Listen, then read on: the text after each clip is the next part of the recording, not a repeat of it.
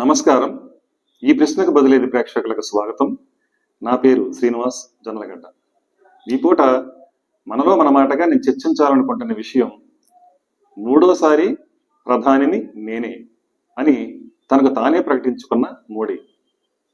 నిన్న ఆదివారం గుజరాత్లో, అంటే మోడీ స్వరాష్ట్రం, సొంత రాష్ట్రం సూరత్ నగరానికి సమీపంలో వజ్రాల వ్యాపార కేంద్రం డైమండ్ బోర్స్ భవన సముదాయాన్ని ప్రారంభిస్తూ మోడీ ఈ వ్యాఖ్యలు చేశారు.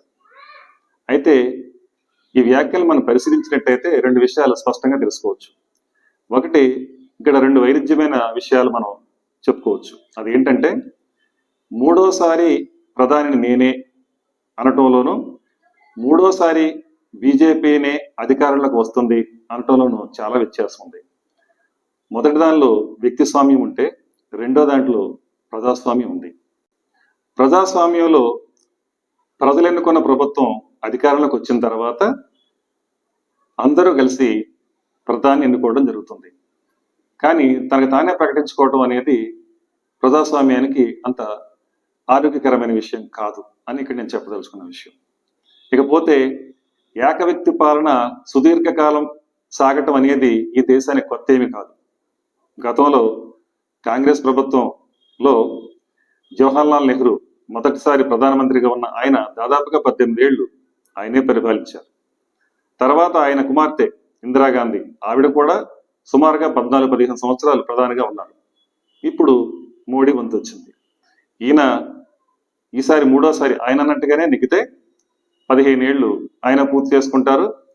ఇంకా కాలం కలిసి వస్తే మరికొన్నేళ్లు కొనసాగుతారు. దీన్ని బట్టి మనం అర్థం చేసుకోవాల్సింది ఏంటంటే, ప్రజాస్వామ్యంలో ఏకవ్యక్తి పాలన అంత సుదీర్ఘకాలం పాటు సాగటం అనేది ఎంతవరకు అది ప్రజాస్వామ్యానికి మేలు చేస్తుంది అంటే, మేలు ఉంటుంది, కీడు ఉంటుంది. ఉదాహరణకి మనం అమెరికన్ డెమోక్రసీని పరిశీలించినట్టయితే అక్కడ 2 పర్యాయాలు మాత్రమే ప్రెసిడెంట్గా ఎన్నికల్లో పోటీ చేసే అర్హత ఉంటుంది. మూడోసారి అక్కడ అవకాశం లేదు.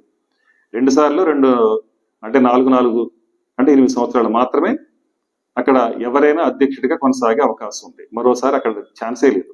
కానీ మనకు ఎంతకాలమైనా జీవించున్నంత కాలం అతనికి ఓట్లేస్తూ ఉంటే, అతను గెలిపిస్తూ ఉంటే ఇంకా అతను ప్రధానిగానే అలానే ఉంటారు, ఎన్నాళ్ళైనా ఎన్నేళ్ళైనా.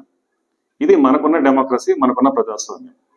సుదీర్ఘకాలం పాటు ప్రధానిగా ఉండటం అనేది, అంటే సుస్థిరమైన పరిపాలన అనేది ప్రజలకు అందుబాటులో వస్తుందనేది ఒక వాదన అయితే, అదేవిధంగా సుదీర్ఘకాల అధికారంలో ఉన్న వాళ్ళు వ్యవస్థలను మేనేజ్ చేయడం కూడా జరుగుద్ది.